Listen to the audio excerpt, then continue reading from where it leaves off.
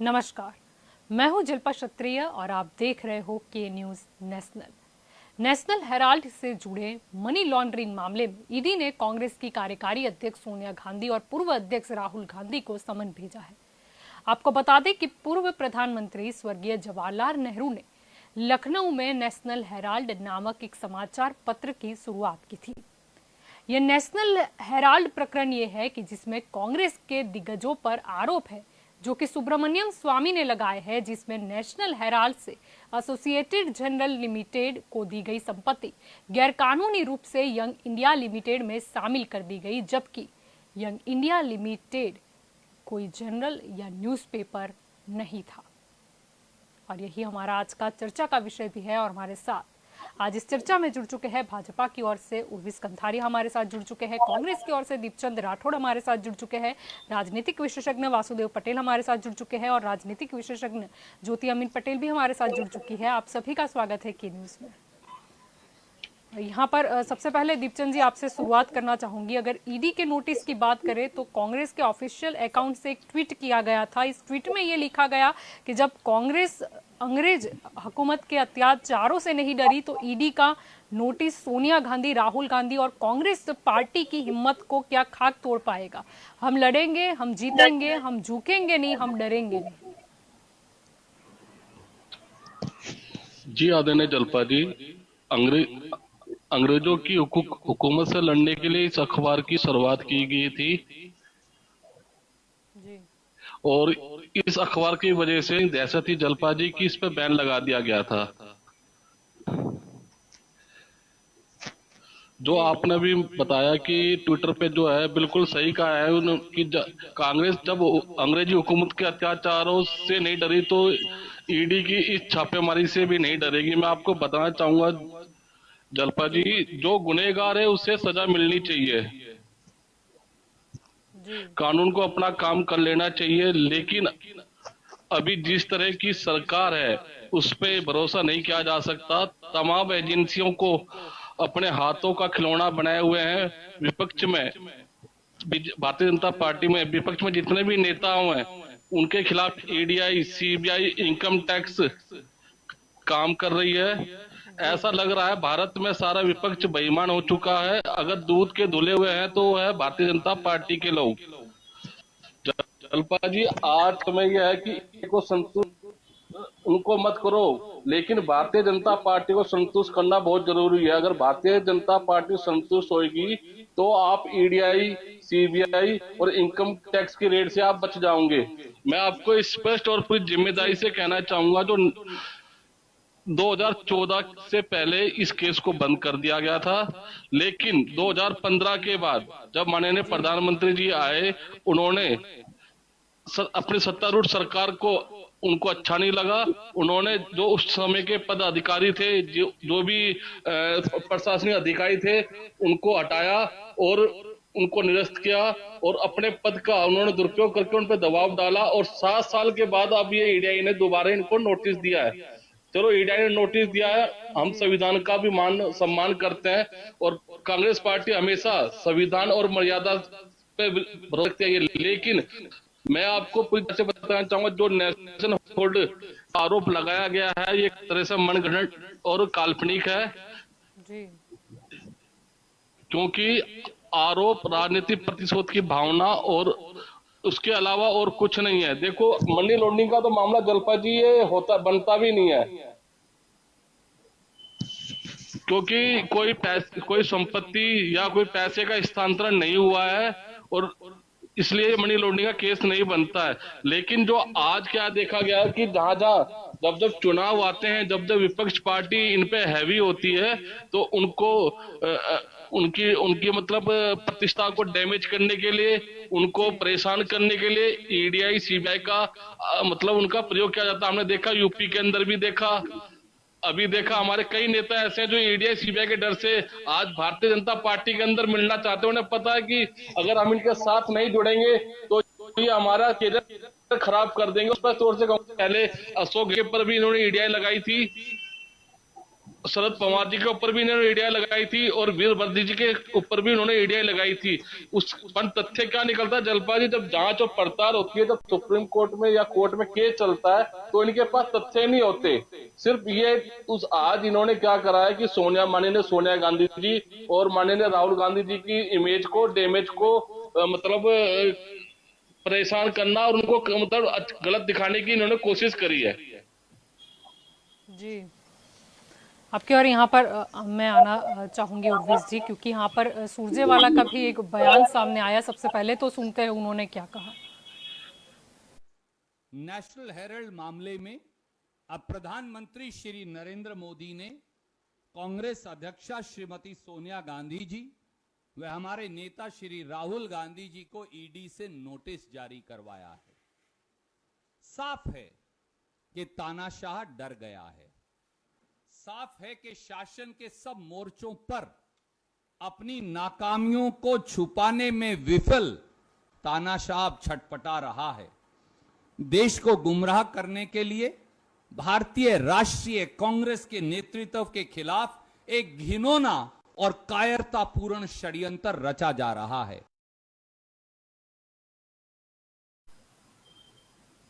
जी उर्विश जी, यहाँ पर तो रणदीप सुरजेवाला का कहना है कि तानाशाह डर गया है। जी, राजकीय बयान आने लगे हैं आज जी, क्योंकि एक संवैधानिक कार्यवाही हो रही है जिसमें कांग्रेस के दिग्गज नेताओं को इंक्वायरी के लिए एनफोर्समेंट डायरेक्टरेट ने रिक्वेस्ट किया हुआ है, बुलाया है। तो अभी इंक्वायरी होगी, जो भी उनका जो क्वेश्चनिंग का रिस्पांस होगा उसके हिसाब से वो लोग अपने फाइंडिंग्स कल्टीवेट करने वाले हैं। लेकिन उसके पहले जो भी बयान आज आ रहे हैं कि प्राइम मिनिस्टर ने करवाया, भारतीय जनता पार्टी ने करवाया, एक संवैधानिक संस्था अपना काम कर रही है। उसमें कोई कैबिनेट ने नहीं डिसीजन लिया है, कोई संसद ने नहीं डिसीजन लिया, प्राइम मिनिस्टर ने डिसीजन नहीं लिया है। ये 2012 से ये कानूनी प्रक्रिया चल रही है। वो इनकम टैक्स के एपेलेट ट्रिब्यूनल में होके एनफोर्समेंट डायरेक्टरेट के परव्यू से आज एक इंक्वायरी के लिए समन भेजा गया है। तो उसमें राजकीय बात आप क्यों लाते हो? आप ऐसी बात करते हो जैसे कि कोई राजकीय व्यक्तित्व है तो वो संविधान से पर है। तो आप कहते हो कि संविधान का हम सम्मान करते हैं और हम अपीयर करने वाले हैं, तो ठीक है, हम भी इस बात का सम्मान करते हैं, लेकिन हो जाने दो ना। हम अभी जजमेंट क्यों दे रहे हैं? जी, आपकी और ज्योति जी यहाँ पर आना चाहूंगी। सभी आरोप है कि हेराल्ड की संपत्ति को अपने निजी हक में लेकर उसे यंग इंडिया के उसमें गैर मालिकाना अधिकार जाहिर कर दिए और इसका इस्तेमाल किया गया। ये सारे आरोप लगाए गए हैं, लेकिन प्रश्न ये उठता है कि अचानक से ये ईडी का समन मिलना इतने साल बाद।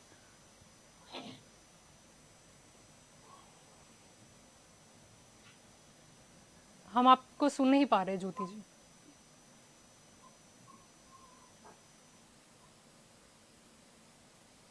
जी नहीं, हम आपको नहीं सुन पा रहे।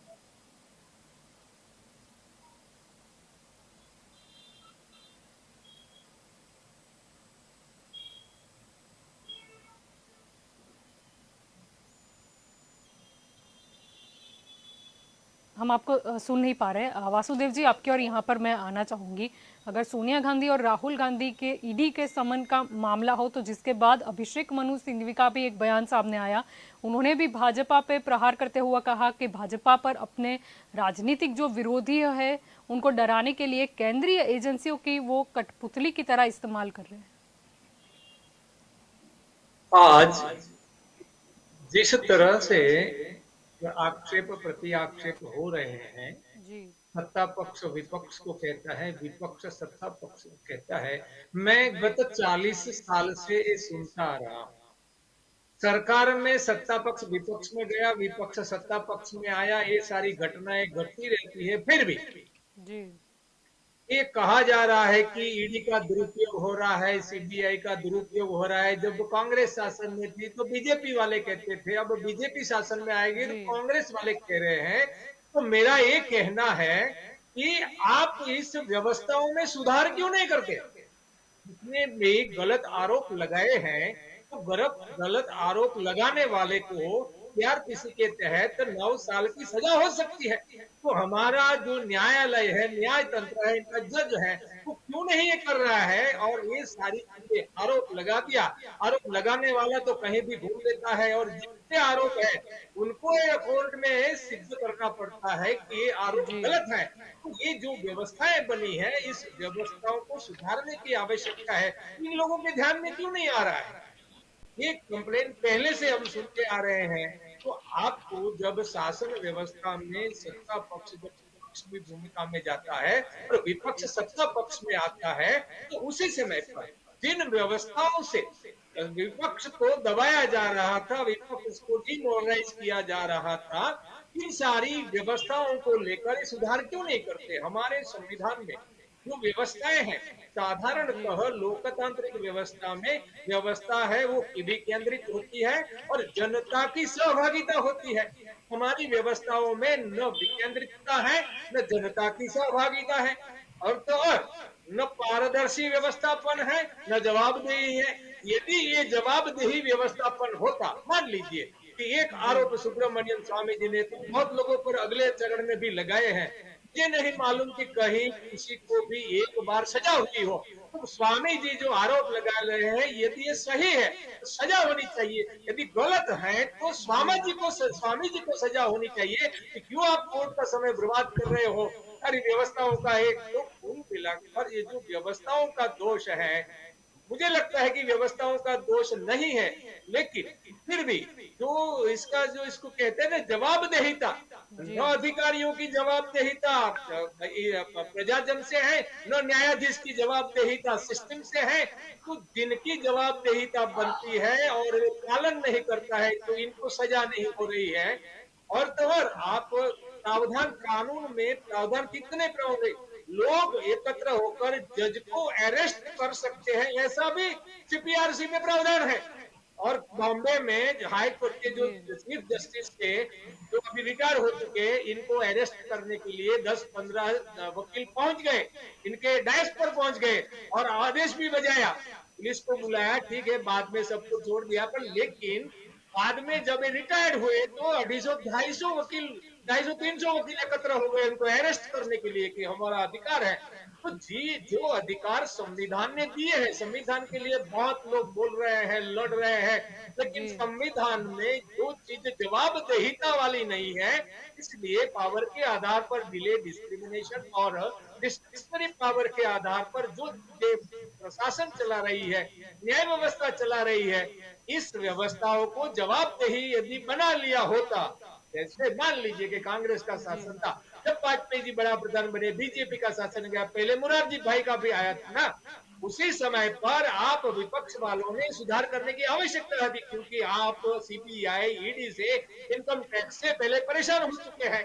तो अब ये परेशानी दूर हो जाए इसलिए, लेकिन आज जो कानून बन रहे हैं, गुजरात में जितने भी कानून राज्य विधानसभा बना रही है, आप देखिए सारे कानून इतने इतने साधारण व्यक्ति को जी परेशान करने के लिए कानून बन रहे हैं। अगले चरण में जो इस सत्ता में नहीं होंगे बीजेपी वाले, तो कांग्रेस वाले इनको इसी कानून से परेशान करेंगे। तो मेरा कहना ये है कि सत्ता पक्ष को समझकर ये सारी जो व्यवस्थाएं हैं, उस व्यवस्था में आप सुधार कर दीजिए। जवाबदेहिता, कानून तो है, प्रावधान है, लेकिन जवाबदेहिता जिन तंत्र पर होनी चाहिए, वो तंत्र है खुले आम कुछ भी कर रहा है, न इसको कुछ हो रहा है, कितने लोग सुप्रीम कोर्ट तक जाएंगे। इसीलिए ये जो अब जो आज डिबेट चल रहा है ना, यही डिबेट है। डिबेट 20-25 साल पहले भाजपा वालों के लिए भी हम कर रहे थे, आज कांग्रेस वाले के लिए कर रहे हैं। तो कोई भी चीज लोकतांत्रिक इतना बड़ा 140 करोड़ आबादी वाला लोकतंत्र देश है, उस देश में आप व्यवस्था में सुधार क्यों नहीं कर रहे हो? जो भी सुधार हो रहे हैं तो जी कानून है वो सख्त बना रहे हैं, तो जितना कानून सख्त बनेगा कितना तो भ्रष्टाचार बढ़ेगा, क्योंकि कानून को दिखाकर तो भ्रष्टाचार हो रहा है देश में। अधिकारी करता क्या है? बता रहा है ये कानून है, आप है ये कानून के जरिए देखकर आप पैसे दे देते हो और वो आपकी फाइल पर सिग्नेचर कर देते हैं। तो ये जो सारी व्यवस्थाएं हैं, इन व्यवस्थाओं में बदलाव यदि कर देते हैं तो ईडी सीबीआई जो जो अधिकारी लोग हैं आजकल तो अरबों खरबों में खेल रहे हैं। न्यायालय में, न्याय तंत्र में इतना बड़ा भ्रष्टाचार हो रहा है, हमारी सोच के बाहर है। इसलिए इस देश को एक बार जो व्यवस्थाएं हैं विकेंद्रित और जन भागीदारी वाली चाहिए, और व्यवस्थापन में कंप्लीट ट्रांसपेरेंसी चाहिए। यानी ये जो आज के जो है जी व्यवस्थापक जो है, जिसको हम संचालक कहते हैं, एमएलए या तो सरकार, इन पर कोई नियामक होने चाहिए और नियामक के ऊपर नियंत्रक भी चाहिए, और नियंत्रक को यदि रिकॉल करने का काम मतदाता कर सकते हैं तो कुल मिलाकर जवाबदेही बनती है। और आज जो डिस्क्रिशनरी के आधार पर जो मिल रहा है, इनके बजाय इनको नीति नियम कानून इनके आधार पर काम करना पड़ेगा तो तुरंत ट्रांसपेरेंसी आ जाएगी। तो ये व्यवस्थाओं में यदि बदल होता है तो मुझे लगता है कि आज जो हुआ है, जो हो रहा है, हमें देखने के लिए उसके लिए मजबूर नहीं होना पड़ेगा। जी बिल्कुल। जी ज्योति जी, आपकी और आना चाहेंगे? आवाज अब आ रही है जी बिल्कुल आ माता जी? रही है। जी अच्छा, ये जो नेशनल हेराल्ड का केस है, तो ये न्यूज़पेपर की स्थापना हुई थी अंग्रेजों के सामने लड़ने के लिए, और यही बात का जिक्र अभी कांग्रेस की प्रवक्ता जी ने भी किया। तो लेकिन उस वक्त कांग्रेस जो थी वो पूरी देश के लिए काम कर रही थी और अंग्रेजों के सामने लड़ना था। अब ना तो सामने अंग्रेज है और ना ही वो पहले वाली कांग्रेस रही है। अब अगर आप बताओ कि कोई पक्ष में कोई नेता जब भ्रष्टाचार करता है, तब उनके अध्यक्ष उनको बर्खास्त कर देते हैं, उनको राजीनामा देने के लिए मतलब कहा जाता है। लेकिन जिस पार्टी में खुद अध्यक्ष ही भ्रष्टाचार में लिप्त हो, तो उसे कौन कैसे कहेगा? अब ये बहुत अब कॉमन है। अब लेकिन सच्चाई की अपनी खुद की निर्भयता है। अगर आप सच्चे हो तो फिर डर किस बात का है? सामना कीजिए। और वैसे भी देखिए, ईडी हो या कोई भी सीबीआई हो या कोई भी एजेंसी हो, आईटी हो, बिना पुख्ता सबूत के कोई ऐसे कोई हाथ नहीं डालता है। और खास करके ये कोई टूटे मुच्चे नेता नहीं है कि जिन पे यूं ही जाके हाथ डाल दिया जाए बिना पुख्ता सबूत के। बड़े नेताओं तक तो मतलब जाया भी नहीं जाता है उनके अधिकारियों से, ये हम सब जानते हैं। तो फिर अगर धुआं है तो कहीं आग तो है। तो और ये साल अगर सालों से ये केस चल रहा है और अभी तक उसका वो नहीं आया, मैं बेशक कह रही हूँ कि इसमें बीजेपी भी राजनीति कर रही है। राजनीति इस तरह से कि 8 साल हो गए अभी तक कांग्रेस के गांधी परिवार में से इतने भ्रष्टाचार के मामले हैं, अभी तक ना केस चला ना सजा हुई। तो ये बीजेपी भी सिर्फ इस्तेमाल कर रही है इन केसों को, सिर्फ उन्हें दबाव में रखने के लिए। जी क्या मंशा है उन्हें सजा दी जाए? क्योंकि मैंने नहीं देखा है कि केस उछाले जाते हैं, समय समय पर चलाए जाते हैं, लपेटे जी जाते हैं, लेकिन कभी भी किसी बड़े नेता को इस तरह की सजा हुई हो। लालू यादव जैसे कुछ उनका तुक्का वो है, जी एक्सक्लूसिव है, लेकिन उसके अलावा आज तक किसी नेता को भ्रष्टाचार के मामले में सजा नहीं हुई। तो क्या मतलब भ्रष्टाचार के मामले में काम करने की नीयत होती है या सिर्फ इसे हथियार बनाया जाता है विपक्ष को दबाव में लेने के लिए? क्योंकि जब 2014 में जब एंटी इनकम्बेंसी थी और लोगों में गुस्सा था, गांधी परिवार जी ने काफी भ्रष्टाचार किए हैं, तो फिर अभी तक उन्हें सजा क्यों नहीं दी गई? जिस तरह अयोध्या मंदिर का मामला सुलझाया, कश्मीर का मामला सुलझाया, तो जी फिर ये मामले अब तक क्यों नहीं सुलझाए गए? बीच में रॉबर्ट वाड्रा का भी केस उछाला गया था, फिर वापस उसे दबा दिया गया है। इसी तरह हम देखें तो गांधी परिवार ने बहुत सारे ट्रस्ट बना बना के दिल्ली में काफी संपत्ति पर कब्जा किया हुआ है और इन सब ट्रस्टों को बनाने के लिए और इन सब कई सारे कानून भी ताक पे रख दिए गए हैं और अपनी मतलब उस वक्त लोग इसीलिए गुस्सा हुए थे और अभी तक अगर उसकी वापसी नहीं हो रही है कांग्रेस की, तो उसकी जड़ में ये भी है कि गांधी परिवार के अगेंस्ट लोगों में बहुत गुस्सा है, लेकिन कांग्रेस उससे बाहर नहीं निकलना चाहती है। राहुल गांधी, प्रियंका गांधी उस वक्त तो किसी ओहदे पे भी नहीं थे, फिर भी उनको अलग अलग बंगले दिए जाते हैं, उन्हें सिक्योरिटी दी जाती है सारे टैक्स पेयर्स के पैसे से। तो क्या एक परिवार एक बंगले में नहीं रह सकता है? उस वक्त भी दिल्ली में 3-3, 4-4 बंगले थे गांधी परिवार के पास जब वो सत्ता में थी। तो इस तरह से अगर लोगों को मतलब आप वो करना चाहते हो, अगर दाखला बिठाना चाहते हो, तो फिर जरूरी है कि ये भ्रष्टाचार के मामले चले और उसमें सजा भी हो।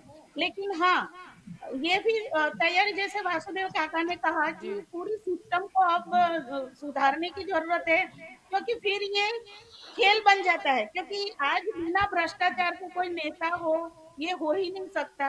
और हम देखते हैं कि अगर एक सरकार आती है दूसरी जाती है तो पिछली वाली सरकार के कांड निकाले जाते हैं। लेकिन हाँ, ये है कि अंदर अंदर मिली भगत सबकी होती है, किसी को सजा नहीं होती है, सिर्फ एक दूसरे को नीचा दिखाने के लिए ये सारे हथकंडे अपनाए जाते हैं। तो मैं चाहती हूँ कि इसमें पूरा अंदर सच्चाई सामने आए लोगों के, और बिना सबूत के तो इन एजेंसियों ने हाथ नहीं डाला होगा। तो फिर सजा भी हो, ताकि सारे नेताओं में भी ये संदेश जाए कि अगर भ्रष्टाचार करेंगे तो सजा हो सकती है। क्योंकि आजकल तो ये कहा जाता है कि अगर आप नेता बन गए हैं, आपके भ्रष्टाचार पेपर में आने तक सीमित रहते हैं, आगे कोई कार्यवाही नहीं होती है। तो अगर मतलब जिस तरह दीपचंद जी ने कहा कि हमारे बहुत सारे नेता ईडी के डर से चले गए हैं वहां पे, तो उन्होंने कुछ तो ऐसा काम किया है ना कि उनकी फाइलें अगर सरकार के पास है और राजनीति में कोई किसी को बख्शता नहीं, तो फिर साफ सुथरी राजनीति क्यों नहीं हो सकती है? एक सिस्टम ट्रेंड में लाने की जरूरत है, पारदर्शिता जहां हो। लेकिन यहाँ पे तो अब सिर्फ भ्रष्टाचार भ्रष्टाचार ही हमारे नेताओं में व्याप्त हो गया है कि बस उसे कैरियर के तौर पे लिया जाता है राजनीति।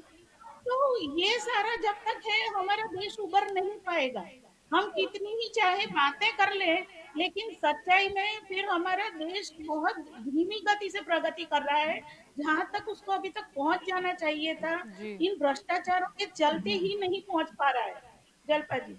जी, आपके और दीपचंद जी यहाँ पर आना चाहूंगी, क्योंकि पूरे मामले को अगर समझते हैं तो एक प्रश्न ये भी उठता है कि नेशनल हेराल्ड को जो एसोसिएटेड जनरल लिमिटेड के हवाले कर दिया गया और माली हालत बहुत खराब होने के कारण इनके एम्प्लॉय की तनख्वाह देने के लिहाज से भी कांग्रेस सरकार ने एजेएल को 90 करोड़ का कर्जा दिया था, जिस पर कोई ब्याज नहीं लगाया गया। और सबसे बड़ी बात तो ये है कि बड़े कर्जे के बाद भी नेशनल हेराल्ड है वो शुरू नहीं किया गया। आदरणीय जलपा जी, मैं पूरी जिम्मेदारी से कहूंगा कि जो अभी आपने कहा कि 90 करोड़ दिया गया, जी, जहाँ कोई पैसा या संपत्ति का स्थानांतरण नहीं हुआ तो वो मनी लॉन्ड्रिंग का केस बनता ही नहीं है। अगर इस तरह का आपके पास अगर तथ्य है तो मैं स्पष्ट तौर से कहूंगा कि उनकी जांच होनी चाहिए। जी, लेकिन इनके पास तथ्य नहीं है। मैंने आपको पहले ही कहा कि नेशनल हेराल्ड के लगाए हुए जो आरोप है वो मनगढ़ंत है और काल्पनिक है। लेकिन आज अभी जिस तरह मेरे वासुदेव भाई ने कहा कि अगर वो गलत है या जो इस तरह के एफआईआर लगाता है तो उनपे भी केस होना चाहिए। लेकिन मैं आपको बताना चाहूंगा वासुदेव जी, जब संविधान 19A के अंदर हमें बोलने का अधिकार है और कहने का अधिकार है, हम कहते हैं, लेकिन आज ये कहीं ना कहीं हमला जा रहा है। आज सत्ताधारी सरकार से सवाल पूछने पे देशद्रोह का मुकदमा दर्ज हो जाता है, तो कौन हिम्मत दिखाएगा कि सत्ताधारी पार्टी के विपक्ष में कोई भी उसके खिलाफ बोले? कोई नहीं बोल सकता।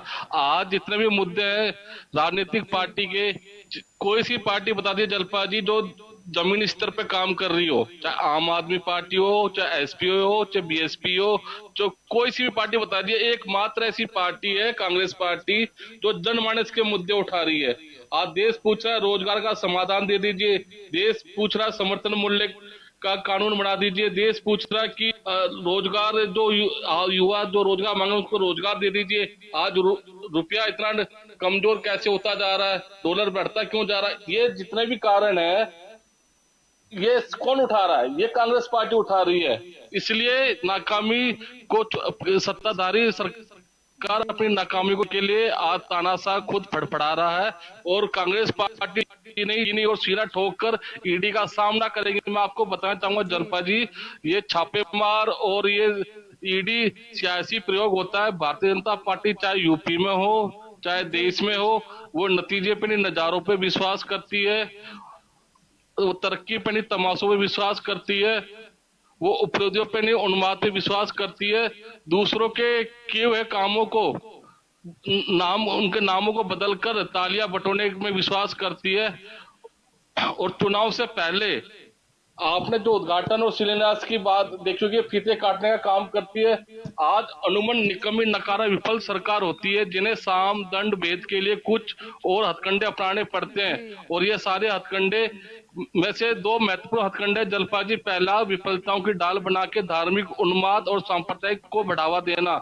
जब आज देश में देख रहे हैं क्या है, हिंदू मंदिर मस्जिद ज्ञानवापी चल रहा है और जब इस तरह के मुद्दे होते हैं जलपा जी, मैं अपनी जिम्मेदारी से ये बात कहूंगा कि जब इस तरह के मुद्दे कहीं ना कहीं छिड़ते हैं तो कहीं ना कहीं हमारे देश की संपत्ति या हमारे देश का उपकरण को बेचने की कोशिश होती है, वो उपकरण बिक चुका होता है। दूसरा, छापेमारी द्वारा विरोधियों की क्षमता को कम करने के लिए, उनके आत्मविश्वास को कम करने के लिए ईडीआई सीबीआई आईडी की छापेमारी करवाते हैं। चुनाव से पहले हमने देखा अशोक गहलोत जी के पे भी इन्होंने छापेमारी करवाई, शरद पवार जी पे भी चुनाव से पहले करवाई, कमलनाथ जी पे भी करवाई और वीरभद्र। अब उसका इलेक्शन आ रखा है और मैं इसलिए उनको पता है कि आज हमारे सामने कोई टकरा है तो कांग्रेस परिवार और कांग्रेस पार्टी और गांधी परिवार है। इसलिए गांधी परिवार की इमेज को डैमेज करने और माननीय सोनिया की इमेज को डैमेज करने के लिए ये सारा हथकंडा अपनाया गया है। अगर इनको कांग्रेस पार्टी देश के संविधान में भरोसा रखती है, अगर वो इनको बुलाते हैं तो माननीय सोनिया गांधी ने स्पष्ट कहा है कि वो ईडी में जाएंगे 8 जून को, उन्होंने स्पष्ट तौर से बोला। अगर अगर राहुल गांधी जी की बात है, अगर राहुल गांधी जी अगर वो होंगे देश में तो वो भी जाएंगे, अगर नहीं होंगे तो वो तारीख आगे की लेंगे। लेकिन उन्होंने ईडी में जाने के लिए अभी तक मना नहीं करा, वो साथ उनको तालमेल कर रही है, उनको मतलब हर चीज से सपोर्ट कर रही है।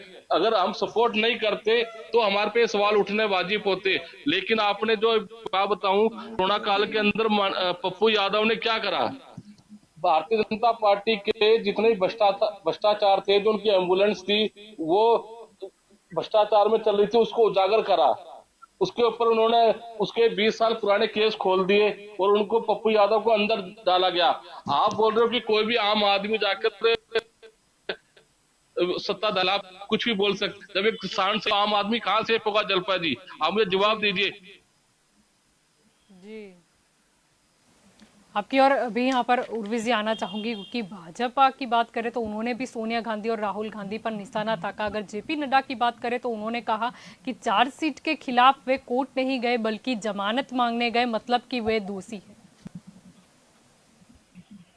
शिल्पा जी, इस देश में काफी गंभीर समस्या है और इसका मतलब ये नहीं है कि कोई राजकीय नेतृत्व कोई आर्थिक अपराध में कोई जुडिशियल प्रोसीजर चल रहा हो तो वो सरकार काम ना करे, क्योंकि वो बड़े दिग्गज नेता है। हमारे बातों का सूर ये निकलता है कि आपके पास बहुत समस्या है, लेकिन ये जो है वो समस्या नहीं, ये भी तो समस्या है। और prevention of money laundering act, उसके तहत कब मनी लॉन्ड्रिंग बनता है वो एस्टैब्लिश करने के लिए एनफोर्समेंट डायरेक्टरेट वो बुला के बात करके वो सही इंफॉर्मेशन लेता है। अगर नहीं है मनी लॉन्ड्रिंग तो ठीक है, अगर मनी लॉन्ड्रिंग है तो किस प्रकार का मनी लॉन्ड्रिंग है, उनके भी प्रकार होते हैं, 3-4 प्रकार के मनी लॉन्ड्रिंग है। ये अनैतिक अधिग्रहण का मामला भी हो सकता है और भी मामले हो सकते हैं कि जब आप 2000 करोड़ की संपत्ति जो है उसके अधिग्रहण के लिए आप अनैतिक रास्ते पे आते हो, तो इसका एस्टैब्लिश करने के लिए इंक्वायरी हो रही है। तो उसमें हम और समस्या, सभी देशों में, विश्व में सब जगह समस्याएं ही समस्याएं हैं, लेकिन इसका मतलब ये नहीं है कि हम ये समस्या पे काम नहीं करें।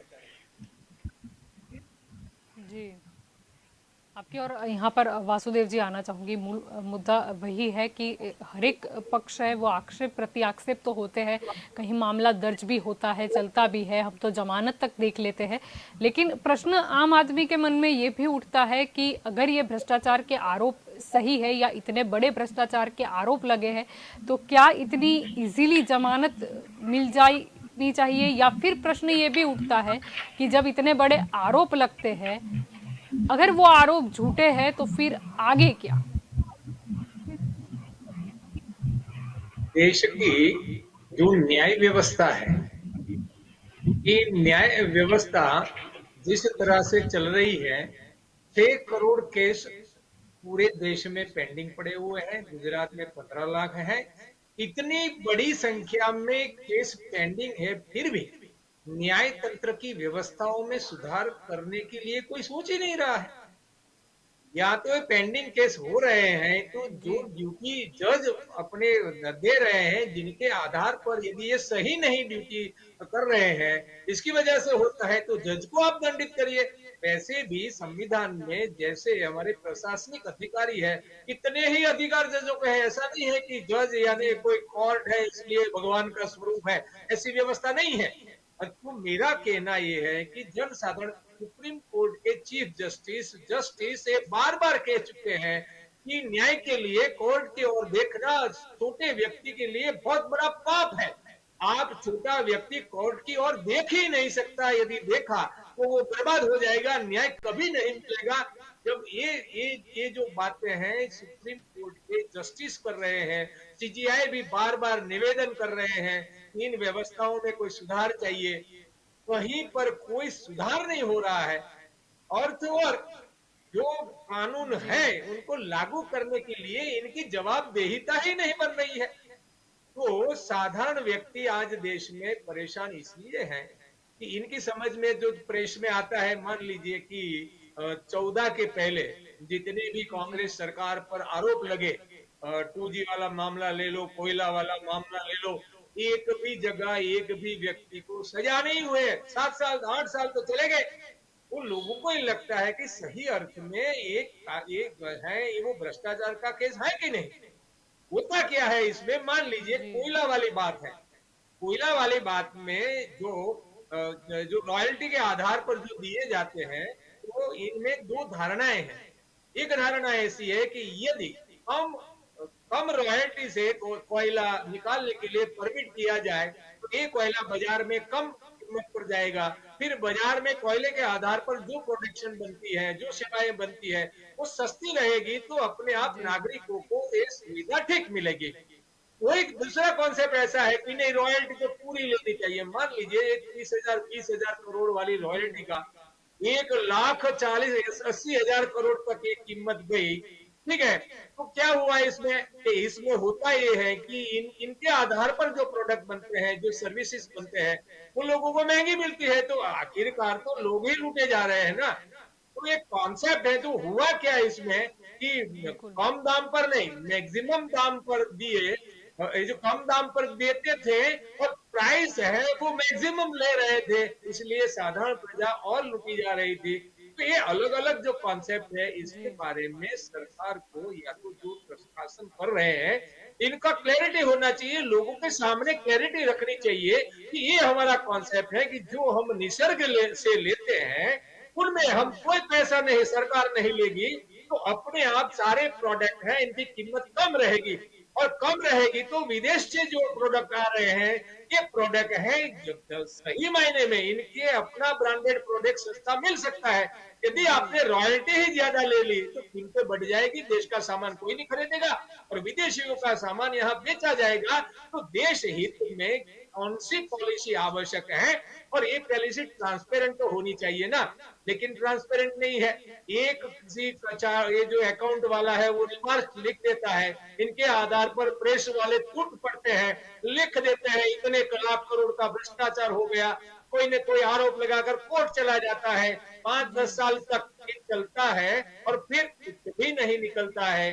तो एक सोशल मीडिया में एक विषय चल रहा था कि जिसने आरोप लगाया वो मुख्यमंत्री बन गया, वो एक राज्यपाल बन गई, ऐसा करके जिन्होंने लाभ लिए उठाए और वो बन गए और इनके कोई आरोप सिद्ध नहीं हुआ, वो छूट गए।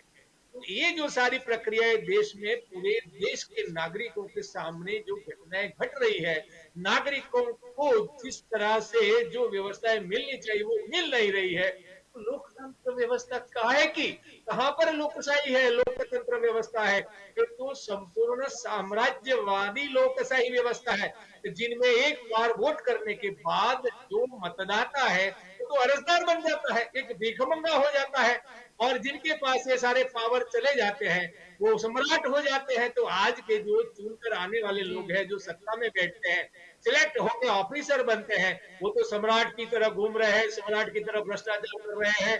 जिनको नोटिस बजाना है नोटिस बजा देते हैं, कुछ नहीं निकला तो कह देंगे कोई कार नहीं मिला है। बॉम्बे हाई कोर्ट में 40 लोगों को सही ये जो चाहिए ये नहीं मिला, सही जो इंक्वायरी हुई नहीं हुई, इसकी वजह से 40 लोगों को बरी कर दिया। मतलब क्या है, आपको दंडित करना चाहिए, पुलिस वाले को दंडित करो, क्यों आपने नहीं सारे सबूत इकट्ठे किए, सबूत नहीं दे पाई पुलिस, इसलिए गुनहगार को छोड़ देते हैं। ऐसी न्याय व्यवस्था मैंने तो दुनिया में कहीं नहीं देखी है। ये जो व्यवस्थाएं हैं इसलिए लोग परेशान है, पर लोगों को एक बैन करके रखा है कि पॉलिटिकल पार्टियों का प्रावधान संविधान में नहीं है। चुनाव आयुक्त ने, मिस्टर वर्मा ने 68 में एक ऑफिस ऑर्डर कर दिया और चुनाव चिन्ह के लिए इनको एक प्रायोरिटी दे दी। इसकी वजह से पॉलिटिकल पार्टियों की हाईकमांड टिकटें नक्की कर रही है, वो प्रत्याशी तय कर रही है, वो 4-5 प्रत्याशी होते हैं, उसमें से ही किसी को वोट देना पड़ता है।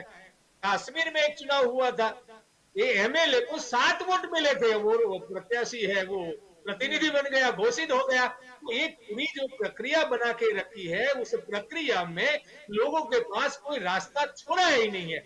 इनके पास एक ही रास्ता बचा है कि मतदाता आगे आकर अपना प्रत्याशी तय करे, सिस्टम बनाकर अपने बूथ से कोई प्रतिनिधि को चुने और प्रतिनिधियों के आधार पर प्रत्याशी लाए, और इन व्यवस्थाओं में सिर्फ संचालक के बजाय इन व्यवस्थाओं में नियामक और नियंत्रक को लगाए तो पारदर्शी और जवाबदेहिता होगी। ये इसलिए जनता परेशान है कि आपका जो प्रश्न है इनका एक ही जवाब है, जनता को ये वर्तमान सिस्टम से कोई न्याय मिलने वाला नहीं है। 4 लोगों के लिए सिस्टम चल रहा है, पॉलिटिशियन है, फिर अधिकारी लोग हैं, माफिया लोग हैं और धनपति जो इनके साथ जुड़े हैं। ये 4 लोगों की भलाई के लिए सारी व्यवस्थाएं हैं। मतदाताओं को लगता है कि भाई ये हमारे लिए कुछ नहीं हो रहा है, तो इनको अपने प्रत्याशी तय करके उसको प्रतिनिधि बनाकर विधानसभा और संसद में भेज दे और व्यवस्था को बदल दे, इनके अलावा कोई रास्ता नहीं। जी, आपकी और ज्योति जी यहाँ पर आना चाहूंगी, क्योंकि काफ़ी सारे ऐसे तो आरोप लगे हैं यही नेशनल हेराल्ड से केस से जुड़े हुए, लेकिन साथ में एक आरोप ये भी है कि व्यवसायिक की जो मीटिंग है वो सरकारी कार्यालय में की गई, जो कि गैर कानूनी है। जी जल्पा जी, जब मैंने पहले भी कहा कि ये जो कुछ होता है उसमें सरकारी जगहों का, सरकारी एजेंसियों का दुरुपयोग होता आया है, क्योंकि हमारे यहाँ हर बात में राजनीतिक दखल बहुत बढ़ चुकी है, और यही वजह है कि आज हर एजेंसी मतलब राजनेताओं के हाथ में खेल रही है, जहां अब पारदर्शिता या तटस्थता रही ही नहीं। अब जब कोई विपक्ष में होते हैं तो प्रजा के मुद्दे उठाना बहुत आसान काम होता है, क्योंकि सिर्फ आपको बोलना है, रैलियां निकालनी है, धरने करने हैं। लेकिन वही पक्ष अगर सरकार में आ जाता है तो वो वही करने लगता है जो पहले वाली सरकार करती आई थी, और इसमें कोई मतलब वो नहीं है, एक्सेप्शन नहीं है।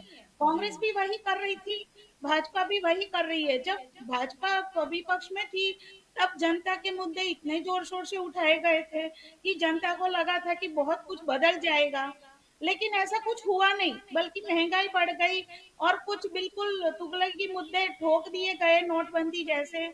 तो वो सारा, और जब कांग्रेस सत्ता में थी तब हम देखते हैं कि इतने आंदोलन हुए थे, खासकर अन्ना हजारे का लोकपाल आंदोलन और निर्भया के वक्त उसके सपोर्ट का आंदोलन। लेकिन अगर दोनों वक्त हम कांग्रेस का रवैया देखें तो उनके नेताओं का क्या रवैया था? बिल्कुल पत्थर बन गए थे, ना सुन रहे थे ना बोल रहे थे। करोड़ों लोगों के आंदोलन की आवाज उनके कानों तक नहीं पहुंची थी। और उस वक्त मतलब जो लोकपाल की बात थी तो वो तो ना भाजपा लाई और ना कांग्रेस लाई। क्यों? क्योंकि उनको अपने पर अंकुश चाहिए ही नहीं। तो ये जो निरंकुशता चाहने की भावना है वही इस सिस्टम को साम्राज्यवादी की ओर ले जाएगी। हम मतलब कहते हैं ना कि कहने को लोकशाही है लेकिन चुनते राजा हैं, नेता हमारे प्रतिनिधि नहीं होते हैं, वो राजा बन जाते हैं। तो वो जो फिर मनमानी करते हैं और अपने निर्णय ठोक दिए जाते हैं प्रजा पे, फिर वो प्रजा चाहे या ना चाहे, प्रजा के हाथ में क्या है, ज्यादा से ज्यादा 5 साल बाद वो सरकार बदले, पक्ष बदले, लेकिन फर्क कुछ नहीं पड़ता है क्योंकि दोनों ही पक्ष सेम है, सिर्फ नाम अलग है, उनका रवैया वही रहता है। अब अगर हम देखें कि जैसे अभी बात हो रही है कि देशद्रोह के कायदे की उसका बहुत दुरुपयोग हो रहा है या सहिष्णुता नहीं रही है राजनेताओं को, लेकिन वही तो कांग्रेस ने भी किया था। जब सोनिया गांधी के वक्त में जब उनका कार्टून वगैरह बने थे तब कई कार्टूनिस्ट को जेल में भेजा गया था, और तब भाजपा ने हाय हाय तौबा मचाई थी कि हाँ बोलने की आजादी नहीं है देश में। और वही अब वो भी कर रही है और अब कांग्रेस हाय तौबा बचा रही है। लेकिन फर्क कहाँ पड़ा? क्या कुछ सुधार हुआ सिस्टम में? कहीं कुछ सिस्टम में सुधार नहीं हुआ है। तो और जो सुब्रमण्यम स्वामी ने जो ये आरोप मतलब ये केस दाखिल किया था, तो लेट मी से कि वो ऐसे इंसान हैं कि जो पहले सबूत इकट्ठा करते हैं और उसके बाद वो केस दाखिल करते हैं, क्योंकि उनको भी पता है कि अगर मतलब उल्टी पड़ गई तो उनपे मानहानि का केस ठुक सकता है। मैं उनसे पर्सनली मिली हूँ एक बार और उनके मतलब जानकारी से और उनसे काफी प्रभावित हुई हूँ। तो इतना तो मैं उनके बारे में कह ही सकती हूँ।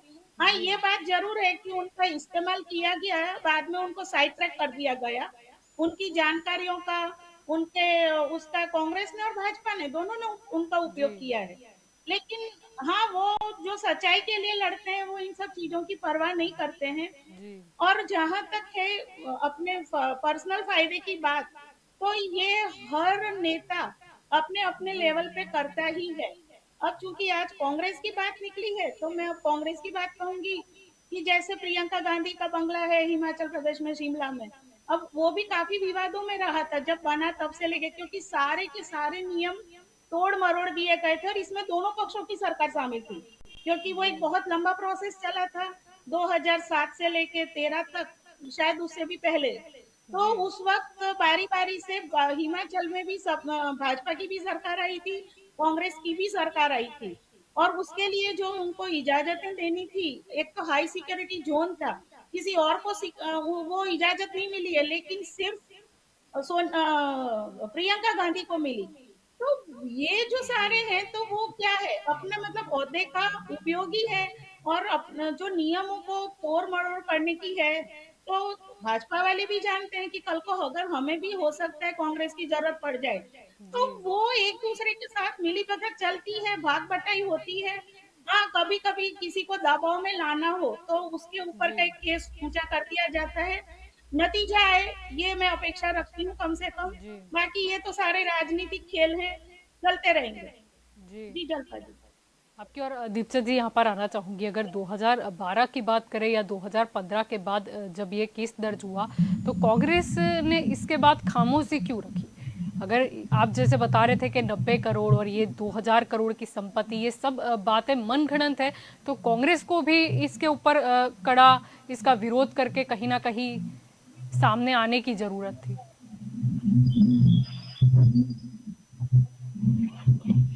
दिनेश जलपा जी, मैंने आपको पहले ही कहा था कि 2014 के अंदर ये केस ईडी का मतलब पहले इन्होंने बंद कर दिया था, लेकिन 2015 के बाद मोदी जी ने उन अधिकारियों को निरस्त करके नए अधिकारियों को लाकर ये जबरन केस बनाया जा रहा है। ये बात मैंने आपको पहले ही कही थी, लेकिन कांग्रेस पार्टी एक अभूतपूर्व लड़ाई लड़ रही है। इसके लिए साहस और संबल की जरूरत है। मुझे ऐसा लगता है कि जिस तरह की लड़ाई हम लड़ रहे हैं या जिस तरह की लड़ाई इस देश में छिड़ी हुई है, से नहीं वो रह सकता ना। मतलब अगर कांग्रेस ने ऐसी कोई जलपा गलती जी, की नहीं है या फिर बिल्कुल कुछ गैर कानूनी कार्य नहीं किया है तो वो तो ऑन रिकॉर्ड होगा। कांग्रेस को तो सिर्फ उसे बाहर लेके आना है, पेश करना है। जलपा जी, मैंने आपको पहले ही कहा था कि मैं कांग्रेस पार्टी का हर कार्यकर्ता संविधान में विश्वास रखता है। अगर वो गुनहगार है तो उनके ऊपर उनको सजा मिलनी चाहिए। ये मैंने आपको स्पष्ट तौर से बोला। भाई, ये केस ईडी के अंदर चल रहा है। देखो, संविधान से बढ़कर नहीं जलपा जी है, नहीं दीपचंद राठौड़ है, नहीं ज्योति बहन है, लेकिन हमें संविधान को मानने वाली है, मानते हैं, और संविधान की प्रक्रिया जो आएगी वो उसको हम मान्य करेंगे। लेकिन आज जिस तरह की विचारधारा की लड़ाई है, लेकिन वो लड़ाई शासन के खिलाफ, अहंकार के खिलाफ, एजेंसियों के खिलाफ, सत्तारूढ़ दल के खिलाफ, पूंजीपतियों के खिलाफ एक अलग तरह की लड़ाई लड़ रही है। इसके लड़ने के लिए साहस और संबल की जरूरत है। मुझे नहीं लगता कि इस लड़ाई को पैसों कस लड़ाई लड़ी जा सकती है, जैसा कि सोनिया गांधी जी ने कहा है। हमारी विचारधारा ये कहती है कि 20% इस देश की आबादी, मतलब 15 करोड़ की आय आधी नहीं हो सकती, लेकिन मोदी जी के शासनकाल में हुई। हमारी विचारधारा वो कहती है कि आपसे कोई सवाल पूछे, आपसे कोई जवाब मांगे, आपसे कोई आपके खिलाफ बोले, उसे आप देशद्रोही बना देते हो, उस पे आप मुकदमा ठोक देते हो। ये अलग बात है कि कोर्ट में आप साक्ष्य पेश नहीं कर पाते हैं और बाद में आपको मुंह की खानी पड़ती है। और जलपा जी, नेशनल हॉलिडे केस के अंदर भी भारतीय जनता पार्टी को मुंह की खानी पड़ेगी। और मैं आपको स्पष्ट तौर से कह रहा हूँ, बड़ी जिम्मेदारी से कह रहा हूँ, और अभी भी कह रहा हूँ कि ये जो केस है ये मनगढ़ंत और ये काल्पनिक है। ये केस को 2014 से पहले ही खत्म कर दिया गया था। ये मोदी जी ने अपनी राजनीतिक प्रतिशोध की भावना के अलावा और कुछ नहीं है जी। लेकिन 2014 से पहले जब आप जिक्र कर रहे हो तब तो कांग्रेस सत्ता पक्ष में थी। तब अगर ये केस की फाइल क्लोज हो गई और पूरे सबूत है तो फिर ये मतलब फिर से कैसे इसकी शुरुआत हो सकती है? मतलब अगर जिस भी समय ये फाइल क्लोज हुई होगी, यानी कुछ तो सबूत होंगे कि नहीं कांग्रेस के ऊपर जो भी आरोप है, ये आरोप जो है वो असत्य है। जलपा जी, ये आरोप राजनीतिक प्रतिशोध की भावना के अलावा और कुछ नहीं है। तथ्य आपके सामने होंगे, कोर्ट में केस चलेगा। अगर मैं स्पष्ट कह रहा हूं कि भारतीय जनता पार्टी को इनके पास साक्ष्य नहीं है, इनको मुंह की खानी पड़ेगी। आप इंतजार करें, वो बताएगा। क्योंकि 2024 का ये सिर्फ सोनिया गांधी जी, राहुल गांधी जी की इमेज को डैमेज करने के लिए सारा प्रोपेगेंडा चलाया गया और कुछ नहीं है। जलपा जी आपकी और उर्वी जी यहाँ पर आना चाहूंगी, क्योंकि कांग्रेस पक्ष की बात करें तो कांग्रेस जब सत्ता में थी उस समय भी, भाजपा जब विपक्ष में थी तब भी कई आरोप लगते थे, जिसके बाद भी अक्सर जिक्र किया जाता है कि कांग्रेस काल में ये कांड हो गया या फिर ये प्रकरण था। ये साबित कैसे होगा और कौन करेगा? न्याय तंत्र करेगा। न्याय तंत्र कोई राजकीय व्यवस्था नहीं है। न्याय तंत्र अपने बल पे चलता है, वो संविधान के बल पे चलता है। अभी जो मैटर आप अभी बात कर रहे हो वो 10 साल से अभी सिस्टम में है। वो पटियाला कोर्ट से शुरू हुई थी, सुप्रीम कोर्ट गई, इनकम टैक्स की एपेलेट ट्रिब्यूनल तक गई, फिर उसके बाद वो एनफोर्समेंट डायरेक्टरेट के पास आई। तो सभी के पास जो भी इंफॉर्मेशन थी उसके हिसाब से उनको जो लगा कि उनको क्या अभी सत्य जानने के लिए करना है वो कर रहे हैं। और सरकार की बात कर रहे हो कि ये संस्थाएं क्या सरकार की कठपुतली है, ऐसा वो कहना, जुडिशियल सुधार के बारे में बोलना, ये सब बहुत आसानी से बोला जा सकता है। लेकिन किसी संवैधानिक संस्था को जिस प्रक्रिया में सुप्रीम कोर्ट तक मैटर पहुंची हुई है वो सरकार की कठपुतली बताना, वो कंटेम्प्ट ऑफ द कॉन्स्टिट्यूशन है मेरे ख्याल से। और ऐसी उर्वी जी, जब कांग्रेस सत्ता पक्ष में थी तब ये आरोप तो विपक्षों द्वारा भी लगते थे तब के। हमारा हमारा जो रवैया विपक्ष का, तो ठीक है, हमारा भारतीय जनता पार्टी का जो रवैया है वो न्याय तंत्र के प्रत्येक हमारी कर्तव्य परायणता है। हमारे जो भी इम्पेंडेंसीज है, जो भी पुराने लंबे केसेस राष्ट्रहित के वो खींचे के आ रहे हैं, जिसमें बाधाएं डालने का काम किया है, उसमें वो निकाल कैसे आए, सच्चा निकाल कैसे आए, उसके लिए क्या सब्सटेंस देना है कोर्ट को, ये हमारा कर्तव्य है। ये हमने कर्तव्य किया है। 1888 से राम मंदिर का केस चल रहा था और सरकारों ने बाधाएं डालने का काम किया था। वो हमने 95 साल के एडवोकेट पराशरन जी को सत्य के आधार पे, आर्कियोलॉजी के आधार पे हमने कोर्ट के सामने रखे और उसके आधार पे इन्होंने कमिटी फ्रेम की, टाइम बाउंड वो प्रोजेक्ट दिया और उसका जजमेंट आया। तो जो 135 साल से पुरानी एक मैटर थी, उसको हमारा कर्तव्य समझ के सच्चाई को पेश करके हमने उसका निकाल किया है। हमने और भी काफी सारी जितने आरोप प्रक्रियाओं पहले में कांग्रेस पर लगे हैं, जितने कांड के, उसकी भी सच्चाई बाहर आनी चाहिए, न्याय तंत्र के सामने या वो सिर्फ जो एक भी मुद्दा था चुनावी? जलपा जी, ऐसा है कि जी न्याय तंत्र जो है वो फरियाद के आधार पे चलता है। जैसे ज्योति जी ने बताया कि सुब्रमण्यम स्वामी जी जो है वो बड़े अभ्यासु है, वो अपने इंफॉर्मेशन को प्रॉपरली वो जांच करके फिर वो कोर्ट के सामने रखते हैं। तो न्याय तंत्र के सामने आप जो रखते हो उसके ऊपर काम होता है। तो जो भी बातें पेश भाजपा ने की जिस दिन जाएगी, कांड के आक्षेप लगाए थे, मतलब कुछ तो तथ्य होगा, ऐसे तो भाजपा ने यूं ही तो स्टेटमेंट नहीं दिया होगा, कुछ रिसर्च उनके पास भी होगा। जी, कोई भी इतनी सत्ता पक्ष में जो पार्टी है, वो कोई भी जुडिशियल मैटर में कोई भी बयान करने से पहले थोड़ी सच्चाई तो वो जानती है ना। जी, लेकिन जब भी आक्षेप किए गए होंगे तब सच होंगे, तभी किए गए होंगे, ऐसा हम मान सकते हैं। तो फिर उसकी पूरा तथ्य बाहर क्यों नहीं आता है? मतलब भाजपा भी अभी खामोश क्यों? जैसे 2G कांड की बात कर ले या कोयले कांड की बात कर ले या और भी कांड। आरोप और परिणाम के बीच में तथ्य होते हैं और तथ्य की जांच न्याय तंत्र करती है। अभी इसी प्रक्रिया के तहत आज ये समन निकला है, जी, तो इसमें क्या तथ्य आएगा वो हमें पता चलेगा, उसी के आधार पे आगे प्रक्रिया होगी। जी, लेकिन प्रक्रिया काफी लंबी हो गई। जी दीपचंद जी, आप भी कुछ बोलना चाह रहे थे? जलपा जी, मैं आपको एक बात बताना चाहूंगा कि ये नहीं तो संविधान में भरोसा रखते हैं, नहीं तिरंगे में भरोसा रखते हैं। कर्नाटक के इनके एक मंत्री जो येदियुरप्पा, वो खुले मंच पे कहते हैं कि संघ का जो भगवा झंडा है उसको राष्ट्रीय ध्वज बनाया जाए। जी, तो आप ये अंदाजा लगा लीजिए कि ये जो आज जो बीज बो रहे हैं इसको काटना किस तरह मुश्किल होगा। ये आज पूरे देश के अंदर हिंदू मुस्लिम मस्जिद, इससे देश से चलता जलपा जी। ठीक है कि उन्होंने 100 साल के इतिहास को उजागर करा, अरे भाई आप भूतकाल में मत जाइए ना, आप भविष्य वर्तमान काल की जो पोजीशन है उसके ऊपर बात करिए, पर ये पीछे नहीं जा रहे। और मैं इस पर तौर से कहता हूँ जलपा जी, इस तरह के सामुदायिक भावना को भड़काते हैं तो देश की राष्ट्रीय संपत्ति का नुकसान होता है, या देश का कोई उपकरण ये बेचने की तैयारी करते हैं या वो बेच चुके होते हैं। आज इनसे ये पूछे आपके लिए भगवा बड़ा है कि तिरंगा बड़ा है?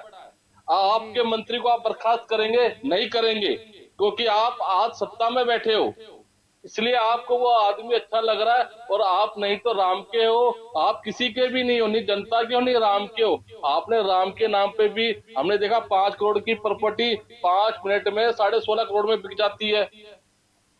तो इसका अंदाजा आप लगा लीजिए कि शासन प्रशासन भारतीय जनता पार्टी की जेब में है, इसलिए उनके इशारों पे काम कर रही है। यह मैं स्पष्ट तौर से कह रहा हूँ, ईडीआई, सीबीआई, इनकम टैक्स सब इनके हथकंडे हैं जलपा जी, और कुछ नहीं है।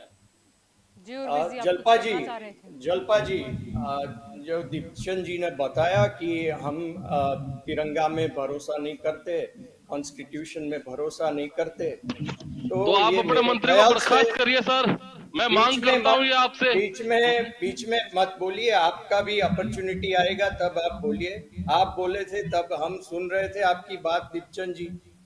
अभी जिस तरह से आप बात कर रहे हो कि हमें तिरंगा में भरोसा नहीं है, हमें कॉन्स्टिट्यूशन में भरोसा नहीं है, तो ये तो आप ये बोल के आपके विधान खुद गैर कॉन्स्टिट्यूशनल है, गैर संवैधानिक विधान आप जाहिर मंच पे कर रहे हो।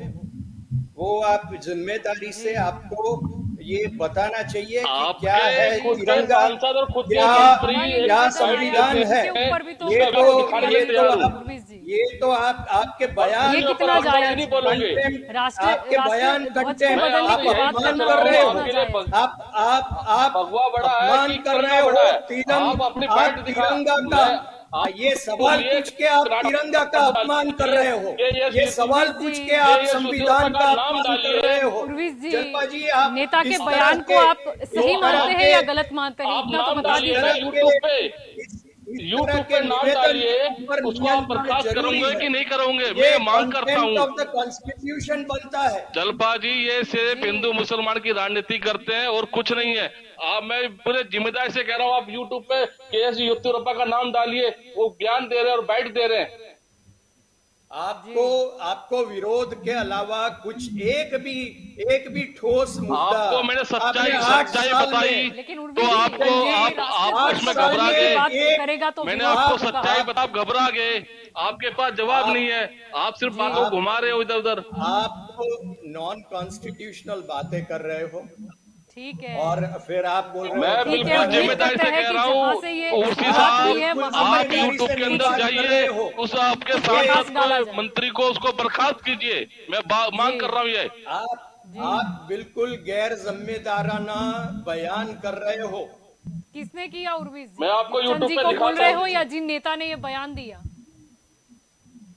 अभी की मैं बात कर रहा हूँ। जी। आई एम नॉट उर्विश टॉकिंग जी। About the peripheral matters. आज हम जो डिस्कस जी। कर रहे हैं, सोनिया जी और राहुल जी के जी। ऊपर जो ईडी का समन्स है, उसका जी। क्या रूट कॉज है, वो जी। क्या प्रक्रिया है, और जी। उसके आधारित हम सुधार की बातें हम कर रहे हैं, और जी। उसमें हम आरोप और जी, भी और आरोप उम्मीद करते हैं लगा कि रहे भाजपा द्वारा जितने भी कि आरोप लगे, तिरंगा के भाजपा ऊपर उसे साबित कर भी पाएगी, तिरंगा क्योंकि लोगों को तो तिरंगा जानना के- है कि सच्चाई क्या है। तिरंगा के ऊपर हमारा भरोसा नहीं है। ये इससे ज्यादा इररिस्पॉन्सिबल स्टेटमेंट, इससे ज्यादा कोई कॉन्स्टिट्यूशनल इनएडिक्वेसी नहीं हो सकती। जलपा जी, आपको भी मैं विनती करता हूं कि इस तरह के जो इररिस्पॉन्सिबल स्टेटमेंट, जो कंटेम्प्ट के कॉम्पेटिबल होते हैं, उसके ऊपर नियंत्रण रखिए। जी, लेकिन भाजपा को भी तो नियंत्रण रखना होगा कहीं ना कहीं, और हर राजकीय पक्षों को। मतलब तिरंगा ही बदलने की बात करना, उसे भगवे में कन्वर्ट करना, वो भी जायज नहीं है। चलो ठीक है, आप सभी मेरे साथ इस चर्चा में जुड़े, इसीलिए आप सभी का शुक्रिया। वैसे उर्विश जी कुछ बताना चाह रहे हैं, सुन लेते हैं। जी उर्विश जी, बता दीजिए। जी उर्विश हमारा जी, आप कुछ सबका बता रहे हैं। न्याय तंत्र में विश्वास है। जी जो भी प्रक्रिया होती है इसके तहत, उसमें भी हम सहकार के माध्यम से सच्चाई के लिए हम करते हैं, और जो भी सुधार की आवश्यकता है वो हमारा सबका राष्ट्र निर्माण, आपका भी प्रकल्प है, इनका भी प्रकल्प है, और हमारा भी प्रकल्प है। वो कहीं उर्विश जी ये कौन है? ध्यान दीजिएगा उर्विश जी इस बात पर, कौन है? क्योंकि भाजपा जो है मैं वो मांग राष्ट्रहित करता हूं को उनको आप आगे बर्खास्त करके करेंगे? चलती पार्टी है, कहीं ऐसा ना हो जाए कि दाव उल्टा पड़ जाए। जी, हम ध्यान रखेंगे। जी बिल्कुल, आप सभी मेरे साथ इस चर्चा में जुड़े, इसलिए आप सभी का शुक्रिया। तो दंगल देश का में आज का हमारा मुद्दा था कि जिस तरह ईडी ने सोनिया गांधी और राहुल गांधी को समन जारी किया, जिसके बाद कांग्रेस की ओर से स्टेटमेंट आया कि हम झुकेंगे नहीं, हम डरेंगे नहीं, और दूसरी तरफ आरोप भी लगाया गया कि ये तानाशाह डर गया है, यानी उनका सीधा कहीं ना कहीं आक्षेप प्रधानमंत्री नरेंद्र मोदी पर था। अब मुद्दा यह है कि हर बार हम जानते हैं कि आक्षेप प्रति आक्षेप होते हैं, लेकिन क्या कोई आक्षेप कभी साबित भी हो पाएगा? शायद मामला भी दर्ज हो जाए, उसकी सुनवाई की शुरुआत भी हो जाए, लेकिन फिर सालों साल तक वो मुद्दा पता नहीं कहां गुम हो जाता है। उम्मीद करते हैं कि जो भी सच्चाई है वो सामने आए।